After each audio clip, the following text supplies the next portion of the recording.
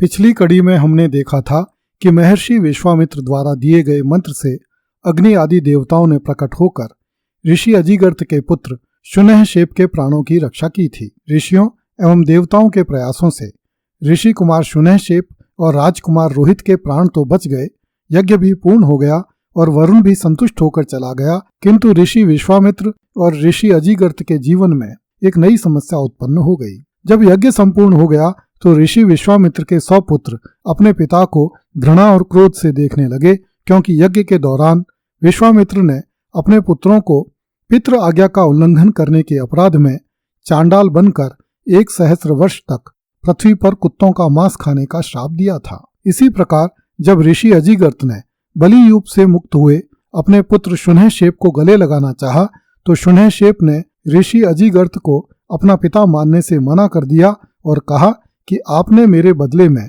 200 गायें प्राप्त कर ली हैं, इसलिए अब आप मेरे पिता नहीं रहे। ऋषि अजिगर्त ने कहा कि मैंने पृथ्वी पालक राजा अम्बरीश के पुत्र के प्राणों की रक्षा के लिए तेरी बलि देने का निश्चय किया था, न कि गौओं की प्राप्ति के लोभ से। इस पर शून्यशेप ने ऋत्विजों से ही प्रश्न किया कि आप ही बताएं कि क्या ये मेरे पिता हैं, जिन्होंने मुझे अपने हाथों से बलि यूप से बांध दिया और मेरे वध के लिए कुठार लेकर प्रस्तुत हुए, अथवा राजा अम्बरीश मेरे पिता हैं, जिन्होंने 200 गौओं के बदले में मेरा जीवन क्रय कर लिया है। शून्यशेप के प्रश्न पर ऋषियों में विवाद छिड़ गया। कुछ ऋषियों का मानना था कि अब भी ऋषि अजिगर्त ही शून्यशेप का पिता है, जबकि कुछ ऋषियों के अनुसार राजा अम्बरीश द्वारा अजिगर्त को उसके पुत्र का मूल्य चुका दिए जाने के कारण अम्बरीश ही शून्यशेप का पिता हो गया है। ऋषि कुमार शून्यशेप ने इन दोनों निर्णयों को स्वीकार करने से मना कर दिया। शून्यशेप ने अजिगर्त को यह कहकर पिता मानने से मना कर दिया कि इन्होंने मुझे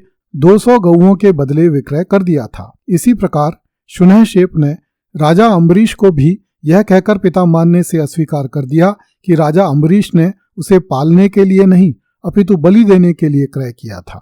शून्यशेप ने ऋषियों से कहा कि महर्षि विश्वामित्र ने मंत्र देकर, अग्नि ने ओज देकर और इंद्र ने हिरण्यमय रथ देकर मेरे प्राणों की रक्षा की है। इनमें से किसी एक को मैं अपना पिता स्वीकार कर सकता हूँ, किंतु इनमें से मेरा पिता होने का वास्तविक अधिकारी कौन है? अंततः महर्षि वशिष्ठ ने निर्णय दिया कि मंत्र से ही शून्यशेप के प्राण बचे हैं, इसलिए मंत्र दृष्टा विश्वामित्र शून्यशेप के पिता होने के अधिकारी हैं। इस पर शून्यशेप विश्वामित्र के अंक में जाकर बैठ गया।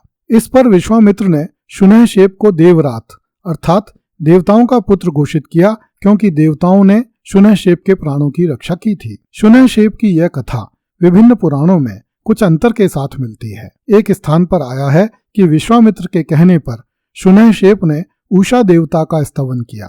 प्रत्येक ऋचा के उच्चारण के साथ शून्यशेप का एक एक बंधन टूटता गया और अंतिम ऋचा के साथ शून्यशेप स्वयं ही बलि यूप से मुक्त हो गया। कुछ और ग्रंथों के अनुसार शून्यशेप कौशिक ऋषियों के कुल में उत्पन्न ऋषि विश्वामित्र के पुत्र विश्वरथ और विश्वामित्र के शत्रु शंबर की पुत्री उग्र की खोई हुई संतान था, जिसे लोपमुद्रा ने भरतों अर्थात कौशिकों के डर से ऋषि अजिगर्त के पास छिपा दिया था। भरतों ने उग्र को मार दिया।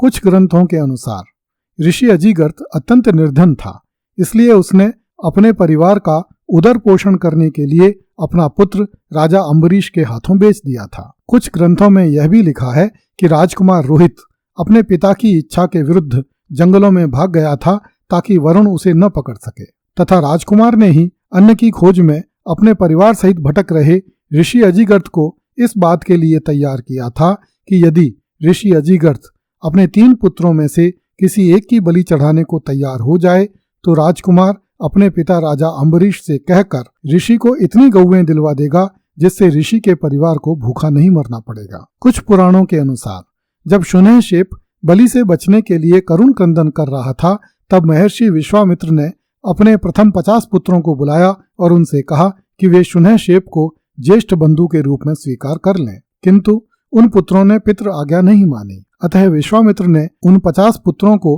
अपुत्र कहकर उनका त्याग कर दिया। वे ऋषि संपत्ति के देह भाग से वंचित हो गए। इसके बाद विश्वामित्र के पुत्र मधुचंदा और उसके छोटे भाइयों ने शून्यशेप को अपना ज्येष्ठ भ्राता मान लिया, किंतु जब ऋषि ने मधुचंदा और शेष पुत्रों से कहा कि वे शून्यशेप के स्थान पर बलि पशु बन जाएं, तो उन्होंने भी अपने पिता की आज्ञा मानने से मना कर दिया। कुछ ग्रंथों में लिखा है कि राजकुमार रोहित अपने प्राण बचाने के लिए पिता का महल छोड़कर जंगलों में भाग आया, किंतु जब उसे ज्ञात हुआ कि उसका पिता जलोदर नामक रोग से ग्रस्त होकर भयानक वेदना का सामना कर रहा है, तो रोहित ने फिर से पिता के पास लौटने का विचार किया। किंतु जब यह बात देवराज इंद्र को ज्ञात हुई तो उन्होंने रोहित को वापस जाने से मना कर दिया, क्योंकि इंद्र नहीं चाहता था कि वरुण को बलि भाग प्राप्त हो। इंद्र ने रोहित को उपदेश दिया, चरई वेती चराति चरतो भगश चरई वेती। चलते चलो चलने वाले का भाग्य भी चलता रहता है। ऋग्वेद के प्रथम मंडल में कुछ मंत्रों का दृष्टा यही शुनहशेप नामक ऋषि है। कुछ पुराणों में बलि यूप से बंधे हुए शुनहशेप द्वारा देवताओं के आह्वान के लिए पढ़े जाने वाले मंत्रों में ऋग्वेद के चतुर्थ एवं पंचम मंडलों के मंत्र दिए गए हैं। कुछ पुराणों में यह निर्देश किया गया है कि जब किसी आर्य राजा का अभिषेक किया जाए तो शुनहशेप का प्रसंग अवश्य सुनाया जाए। ऐसा संभवतः इसलिए किया गया था ताकि राजा अपने पुत्र के मोह में प्रजा के पुत्रों के प्राण लेने का साहस न करे। इस आख्यान से यह भी स्पष्ट होता है कि राजा से लेकर ऋषि और देवता सभी यज्ञ में नरबलि को उचित नहीं मानते थे। इसलिए यह आख्यान वरुण को केंद्र में रखकर रचा गया, क्योंकि वरुण पहले असुर था और बाद में देवताओं ने वरुण को देवत्व प्रदान करके देवता बना लिया था। किंतु चूंकि देवताओं को सोम मिलना बंद हो गया था, इसलिए जहां अन्य देवता बलहीन होते जा रहे थे, वहीं वरुण में आसुरी भाव पुनः प्रकट होने आरंभ हो गए थे। आगे चलकर कुछ पुराणों में अम्बरीश के वंशज वेन की कथा मिलती है, जिसमें पशु बलि का भी विरोध किया गया है। अगली कड़ी में देखिए, राजा वेन को ऋषियों ने अपनी हुंकार से मार डाला।